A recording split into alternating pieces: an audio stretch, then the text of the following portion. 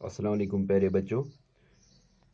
कसीदा शहर आशूब हम पढ़ चुके हैं, तो चंद मशकी सवालात हैं। मैं आपको उनके जवाबात जो हैं ज़हन नशीन कराना चाहता हूँ, क्योंकि इम्तिहान के हवाले से ये सवाल काफ़ी अहमियत के हामिल हैं। तो सबसे पहला जो सवाल है वो है, सौदा ने इस कसीदे में जिन पेशों का ज़िक्र किया है उनकी फ़हरिस्त बताइए। तो आपको पता है कि सौदा ने जो मिर्ज़ा मोहम्मद रफ़ी सौदा जो है, उन्होंने कसीदा शहर आशूब के अशार में दर्ज झेल पेशों का ज़िक्र किया है। तो वो है, सबसे पहले उन्होंने सौदागरी के बारे में बयान किया है, शायरी के बारे में उन्होंने शायरी का जो पेशा है उसके मुतलिक उन्होंने जो है उसकी हालत के मुतलिक उन्होंने कहा है। तो मसनवी ख़ानी के मुतलिक उन्होंने कहा है, मुल्लाई यानी जो पीर होते हैं उनके मुतलिक उन्होंने कहा है। तो इसी तरह से घोड़ों की जो देखभाल करने वाला होता है उस पेशे के मुतलिक उन्होंने यहाँ पे कहा है। तो सवाल नंबर 2 जो है, इस नज़म में से बहुत से अल्फाज ऐसे हैं जिनके माना अब बदल गए हैं या जो अब इस्तेमाल नहीं होते हैं। मसलन तहकीक हुआ, बमाने, मालूम हुआ, ऐसे कुछ लफ्ज़ आप भी ढूंढिए। तो इस नज़म में वो अल्फाज जो अब इस्तेमाल नहीं होते हैं दर झेल हैं, जैसे कुसू की है, उन्हों का है, वहाँ है, यहाँ है, छुटते हैं। तो ये चंद अल्फाज हैं जो अब इस्तेमाल नहीं होते हैं। तो इन अल्फाजों को हम जो है उर्दू में मतरूक अल्फाज के नाम से जानते हैं। यानी मतरूक अल्फाज वो अल्फाज हो गए जो तर्क किए हुए अल्फाज होते हैं। यानी पहले पहले जब उर्दू आया तो तब ये अल्फाज जो थे बोले जाते थे, ये जो अल्फाज हैं बोले जाते थे। और फिर आहिस्ता जब उर्दू उरूज पर पहुंचा तो इन अल्फाजों की हमें अब ज़रूरत नहीं पड़ी, इसके बदले अब हम दूसरे अल्फाजों का इस्तेमाल करते हैं। और ये अल्फाज जो हैं ये मतरूक हो चुके हैं यानी तर्क हो चुके हैं, और अब ये मज़ीद इस्तेमाल नहीं होते हैं। तो इसी तरह से सवाल नंबर 3 जो है, इस कसीदे का खुलासा अपने अल्फाज में लिखे। हम अच्छी तरह से जो है कसीदा शहर आशूब की जो है तशरीह कर चुके हैं।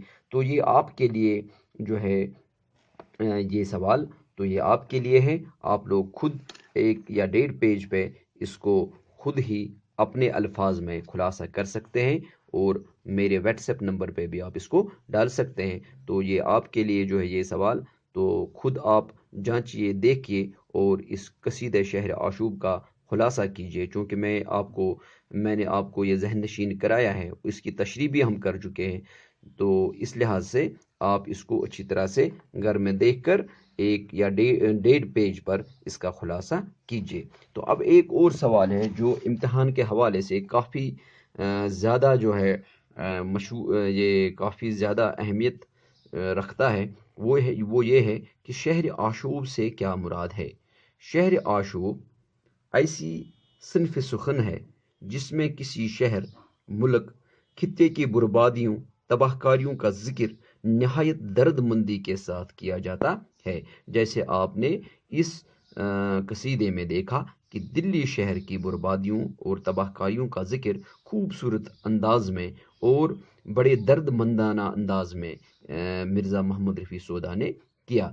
तो शहर आशूब वही इसी सिनफ सुखन को कहते हैं कि जब हम किसी मुल्क या किसी शहर या किसी खित्ते की बर्बादी या तबाहकारियों का जिक्र करते हैं, बड़ी दर्दमंदी के साथ वो जिक्र करते हैं, तो उसको शहर आशूब कहा जाता है। और ये बर्बादी और तबाहकारी किसी ओहदे माशरे और जमात की हो सकती है। ये किसी जमात की भी हो सकती है, किसी ओहद की भी हो सकती है, यानी किसी ज़माने में हो सकती है, या किसी पर्टिकुलर सोसाइटी या माशरे में हो सकती है। इसके मौज़ूआत बेबसी, पस्ती, जवाल, मफलूक, मफलूकुल हाल वगैरह हैं।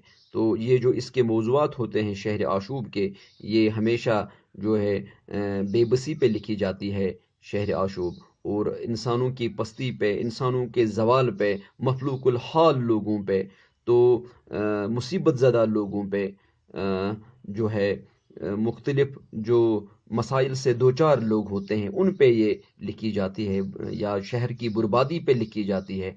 तो ये जो शहर आशूब है, यही इसके मौज़ूआत होते हैं। शहर आशूब की पहचान इसके مخصوص موضوع کی بنا پر ہوتی ہے، یعنی شہر آشوب جو ہوتی ہے یہ غزلیہ بھی ہو سکتی ہے، یہ مثنوی بھی ہو سکتی ہے، یہ مخمس بھی ہو سکتی ہے، یہ مسدس کی حیتوں میں بھی لکھے گئے ہیں۔ یعنی اگر آپ دیکھو گے کہ شہر آشوب صرف قصیدہ ہی نہیں ہے، یہ ہم غزل کے طور پر بھی شہر آشوب لکھ سکتے ہیں، یہ مثنوی اگر کوئی لکھنے والا ہوگا تو وہ اس میں بھی شہر آشوب لکھ سکتا ہے، مخمس جو 5 مصروں کا جو شعروں کا جو بند ہوتا ہے اس میں بھی لکھ سکتا ہے، مسدس جو 6 مصروں والا بند ہوتا ہے اس میں بھی ہم لکھ سکتے ہیں، ان کی ہے یعنی 6 مصروں میں بھی ہم شہر آشوب کو لکھ سکتے ہیں۔ کسی شہر کی بربادی یا تباہ کاری کی جو حالت ہے اس کو ہم اپنے اشعار کے ذریعے اجاگر کر سکتے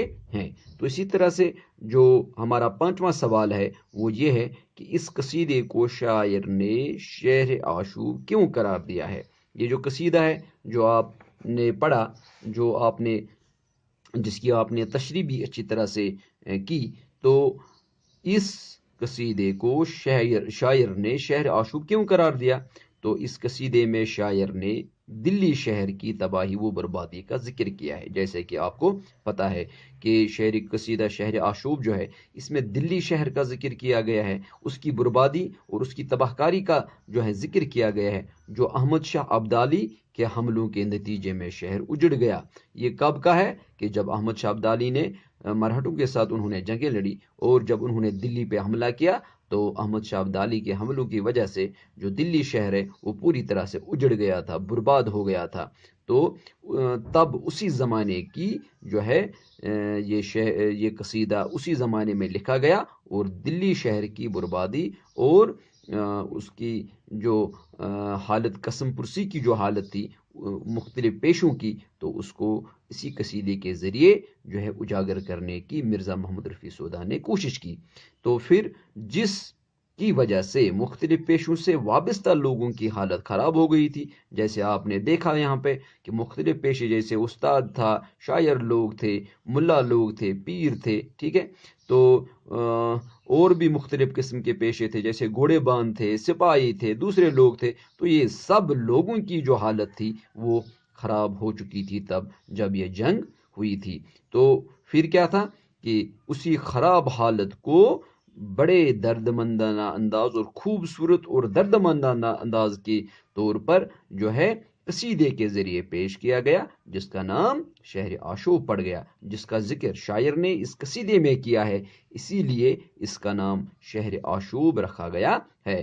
تو چونکہ اس قصیدے میں شاعر نے دلی شہر کی تباہ کاری کا ذکر کیا ہے اور اپنے قصیدے میں مختلف قسم کے لوگوں کی جو اقتصادی حالت ہے اس کو جو ہے قصیدے کے ذریعے خوبصورت انداز میں پیش کیا گیا ہے کہ وہ کتنے غریب تھے اور کیا حالت ہوئی تھی تب دلی شہر کی، اور کتنی مصیبت زدہ کتنی مصیبتیں جھیلی تب لوگوں نے اس دلی شہر میں۔ تو وہ سب جو ہے اشعار کے ذریعے جو ہے اس قصیدے میں مرزا محمد رفیع سودہ نے پیش کیا، تو اس لحاظ سے اس قصیدے کا نام شہر آشوب پڑ گیا۔ تو